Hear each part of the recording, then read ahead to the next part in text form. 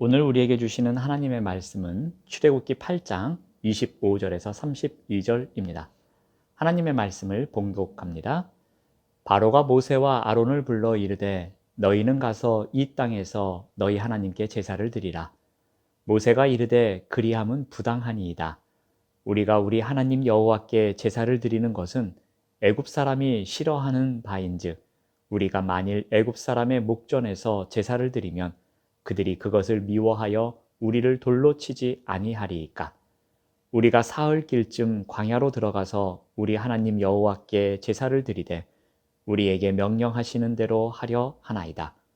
바로가 이르되 내가 너희를 보내리니 너희가 너희의 하나님 여호와께 광야에서 제사를 드릴 것이나 너무 멀리 가지는 말라. 그런즉 너희는 나를 위하여 간구하라. 모세가 이르되 내가 왕을 떠나가서 여호와께 간구하리니 내일이면 파리떼가 바로와 바로의 신하와 바로의 백성을 떠나려니와 바로는 이 백성을 보내어 여호와께 제사를 드리는 일에 다시 거짓을 행하지 마소서 하고 모세가 바로를 떠나 나와서 여호와께 간구하니 여호와께서 모세의 말대로 하시니 그 파리떼가 바로와 그의 신하와 그의 백성에게서 떠나니 하나도 남지 아니하였더라. 그러나 바로가 이때에도 그의 마음을 완강하게 하여 그 백성을 보내지 아니하였더라. 아멘. 오늘은 바로의 꼼수라는 제목으로 함께 말씀을 나누겠습니다. 바로는 재앙이 거듭될수록 하나님의 권능을 점점 더 강하게 체험해 갑니다. 그 힘을 자신이 넘을 수 없음도 알았을 것입니다. 그래서 바로는 이제 전략을 수정합니다. 그는 꼼수를 씁니다. 네 번째의 혹독한 재앙으로 온 땅이 피폐해지자 그제야 바로는 모세와 아론에게 굴복하는 태도를 취합니다. 파리떼 재앙이 뭐가 대단하기에 이리 굴복을 할까 생각할 수 있을 것입니다. 하지만 파리떼 재앙이 정말 무섭습니다. 제가 파리떼 재앙을 조금이나마 경험했던 적이 있었습니다. 저희 딸이 초등학교 저학년 때의 일이었습니다. 어느 날 쉬파리 몇 마리가 집에 있어서 모기약을 이용해서 잡았습니다. 이 일이 있고 난 이후 며칠이 지났습니다. 어느 날 저희 딸이 울면서 전화를 했습니다. 아빠, 집에 파리가 엄청 많아. 무서워. 라고 하는 전화였습니다. 파리 몇 마리 때문에 왜 이렇게 호들갑을 떠나 하는 마음으로 집으로 향했더니 창문마다 쉬파리가 수백 마리씩 붙어 있는 것이었습니다. 쉬파리 소리가 보통이 아닙니다. 모기약을 추가로 더 사왔습니다. 한 통을 다 뿌려도 파리를 잡지 못할 정도였습니다. 한동안 파리를 잡았습니다.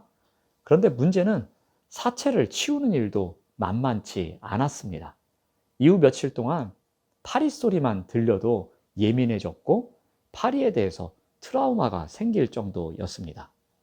이와 같은 거대한 파리떼가 바로의 궁과 애굽 전체에 뒤덮여 있다라고 생각해 보십시오.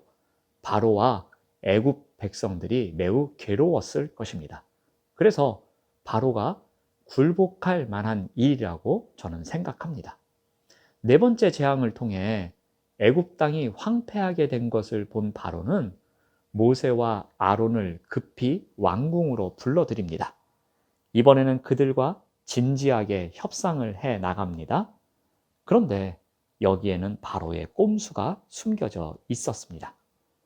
바로의 꼼수 첫 번째는 장소를 제한하는 것이었습니다. 우리 8장 25절 말씀을 보면은 바로가 모세와 아론을 불러 이르되 너희는 가서 이 땅에서 너희 하나님께 제사를 드리라 라고 합니다. 얼핏 보기에 이러한 반응은 이전에 그의 언행과 크게 다른 것 같습니다. 그는 두 사람에게 예배를 허락합니다. 하지만 광야가 아닌 애굽 땅에서 하라고 제안합니다. 마치 모든 것을 허락하는 것처럼 하지만 이 표현에는 바로의 꼼수가 숨겨져 있었던 것입니다. 장소를 애굽 땅으로 제한하고 있습니다. 하지만 모세는 이러한 바로의 꼼수를 간파합니다. 모세는 그 타협안을 이런지하에 거절합니다. 26절 말씀을 보시면은 모세가 이르되 그리함은 부당하니이다. 애굽 사람이 싫어하는 바다라고 이야기를 합니다. 그래서 그들이 그것을 미워하여 우리를 돌로 칠 수 있다라고 이야기를 합니다. 모세는 거절의 이유를 히브리인들의 제사가 애굽인들에게 역겨운 반감을 일으켜 큰 충돌을 일으킬 수 있다라고 이야기를 합니다.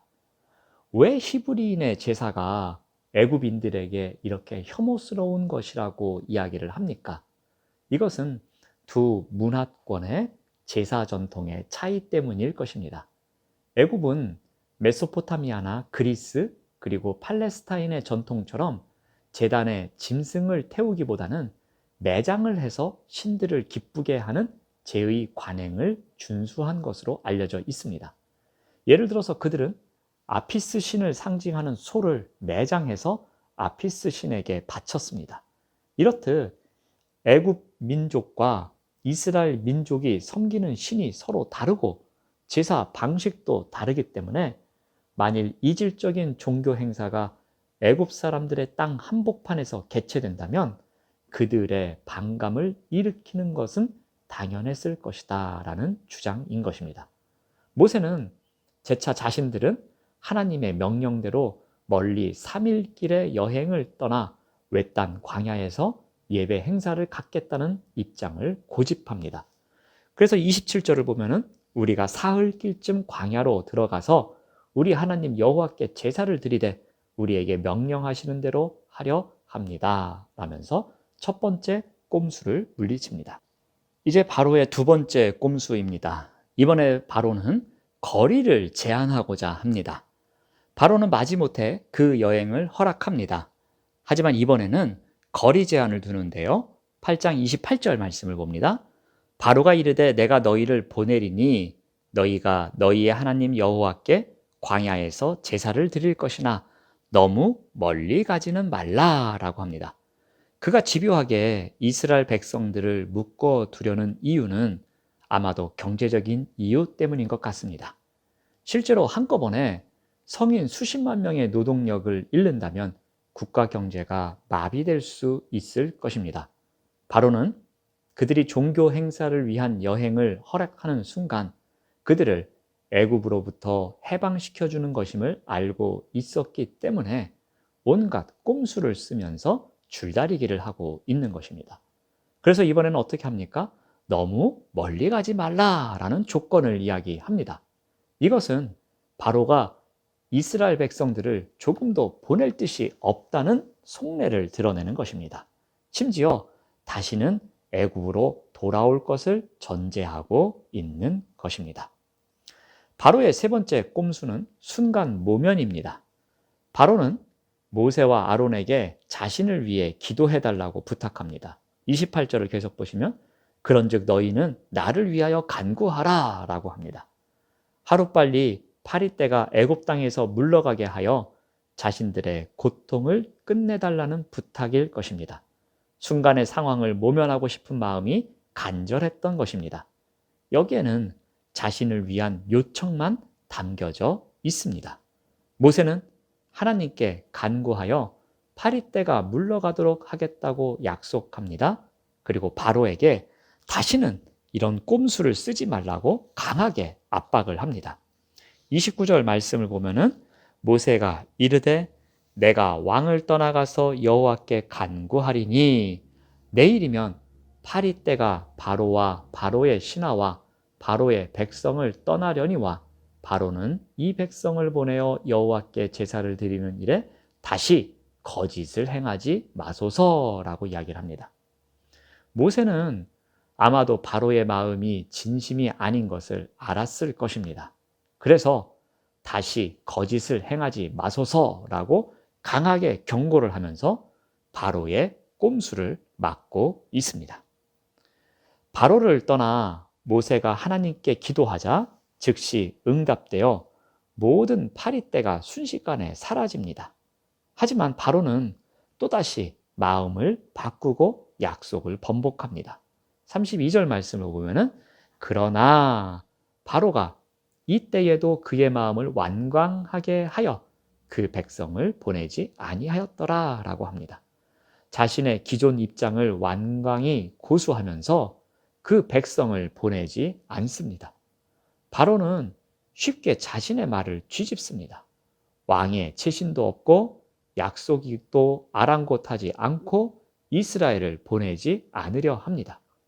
아직 4번의 재앙만 경험했기 때문입니다.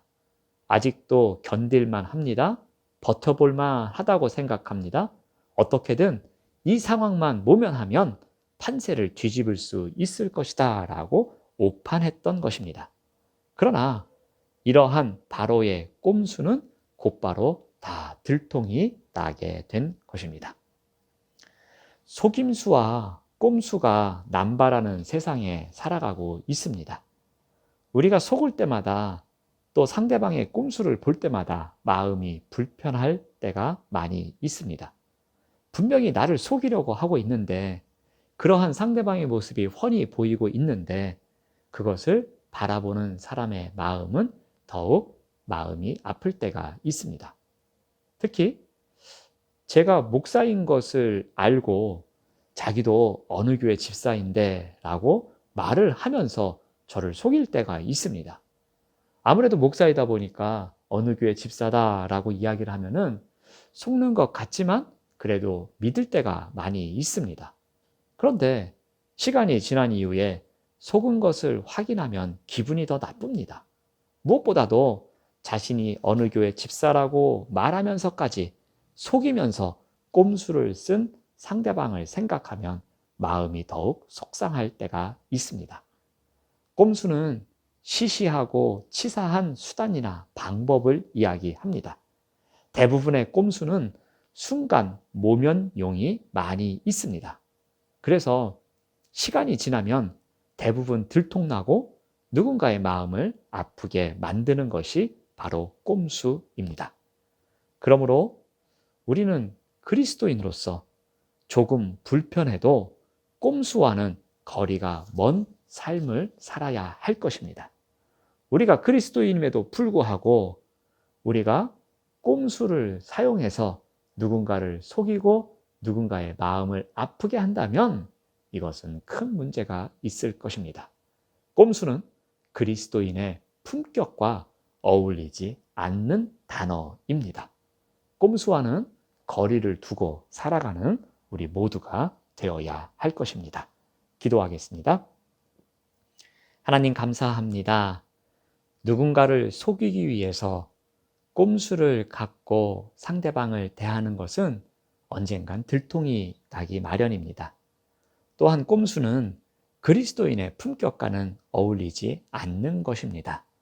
우리가 이 땅에서 그리스도인으로 살아가는 동안에는 꼼수와는 거리가 먼 삶을 살아갈 수 있도록 인도하여 주시옵소서. 예수님의 이름으로 기도드립니다. 아멘.